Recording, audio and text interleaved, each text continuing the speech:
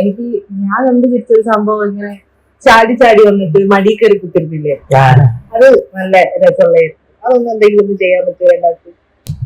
ചേട്ടാ, അപ്പൊ ചേട്ടനോടുള്ള അടുത്തൊരു ചോദ്യമുണ്ട്. ചോദിച്ചോട്ടെ? ചെയ്യല്ലോ. ചേട്ടൻ എങ്ങനെയാണ് ഈ സിനിമ മേഖല പറയുമ്പോ? ഈ സിനിമ മേഖലയിൽ സിനിമ മേഖല അത് ചേട്ടൻ സിനിമയിൽ ചേട്ടൻ എന്ത് പറയുന്നു? ചേട്ടൻ സിനിമയിൽ ഉണ്ടെന്ന് പറ. ചേട്ടാ ഞാൻ പറയട്ടെ, ചേട്ടൻ ഒരു സീറ്റ് തന്നിട്ടുണ്ട്. ചേട്ടൻ അപ്പൊ അവിടെ ഇരിക്കണം, എന്റെ മടിയിൽ ഇരിക്കില്ല. ഈ സീറ്റാ കുറച്ചുകൂടെ കംഫർട്ടബിൾ. താൻ അവിടെ ഇരിക്കണം.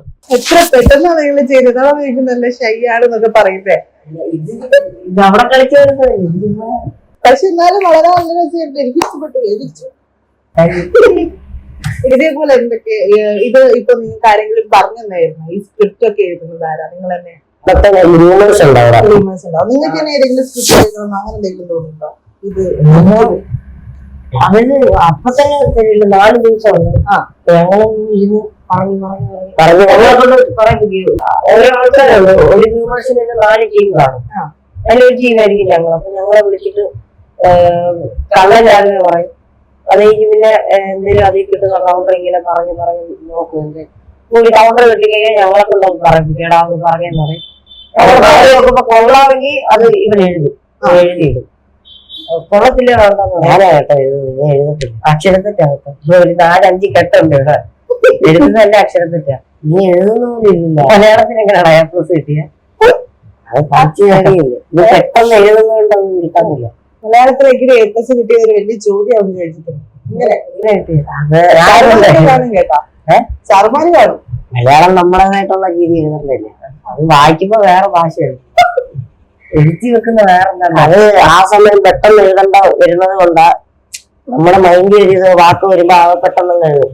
ഇല്ലാതെ ഞാൻ ഇത് ഓർത്തൊന്നും എഴുതുന്നല്ല. ഒരു സംഭവം പറയും, അത് ചുരുക്കി ഞാൻ എഴുതും. ചുരുക്കി എഴുത്തും അബദ്ധം. ചുരുക്കി എഴുത്താണ് വായിക്കുമ്പോ. അങ്ങനെ എന്തെങ്കിലും വായിച്ചിട്ടുണ്ടായിരുന്നോ? ചില ഉപ്പ് കറക്റ്റ് എഴുതുന്നുണ്ട്. ആദ്യമായിട്ടൊക്കെ എഴുതുമ്പോ മൊത്തം തെറ്റാ.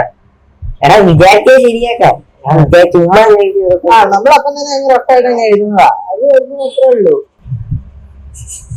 നീ കണ്ടില്ലേ നിന്റെ സ്ക്രിപ്റ്റ് കാര്യങ്ങളും പറ. അവര് 4 ദിവസം വീണ്ടും പ്രാക്ടീസ് ചെയ്യും. അങ്ങനെ 4 ദിവസത്തെ പ്രാക്ടീസ് കഴിയുമ്പോഴായിരിക്കും ഞങ്ങളുടെ ഷൂട്ടിംഗ് ഡേറ്റ് വരുന്നത്. അപ്പൊ സ്കിറ്റ് ചെയ്യും. ഈ കംപ്ലീറ്റ് ആ ഒരു ഇതിലും നിങ്ങളുടെ എന്തെങ്കിലും കോൺട്രിബ്യൂഷൻസ് ഉണ്ടായിരുന്നു? അതോ കംപ്ലീറ്റ് അവരുടെ തന്നെയായിരുന്നു? അതൊന്നും അവരെപ്പോഴും തരും നമുക്ക്. പക്ഷെ അത് മാറി അവരിപ്പോ ഞങ്ങളെ പഠിപ്പിച്ച് കഴിഞ്ഞിട്ട് അടുത്ത ടീമിനെ വിളിക്കില്ല. ആ സമയത്ത് ഞങ്ങൾ പോയിരുന്നു പറഞ്ഞു നോക്കും, എങ്ങനെ പറയണം, ഏത് രീതിയിൽ പറയണം, ഏത് മോഡുലേഷനിൽ പറയണം. അതൊക്കെ ഞങ്ങൾ ഇങ്ങനെ കൗണ്ടർ മാത്രമായിട്ട് ഇങ്ങനെ പറയും. പിന്നെ അത് ഏത് രീതിയിൽ പറഞ്ഞു നോക്കും, എങ്ങനെ പറയാം, ഈ രീതി പറയാം, ആ രീതി പറയാന്ന് ഞങ്ങൾ പറഞ്ഞ് കറക്റ്റ് ആകും. എങ്ങനെ സ്റ്റേജിൽ വെച്ച് എന്തേലും ഒരു കയ്യിൽ ജസ്റ്റ് സ്ലിപ്പായി കഴിയാ എന്തേലും കൈ വിട്ട് അവിടെ പറയും.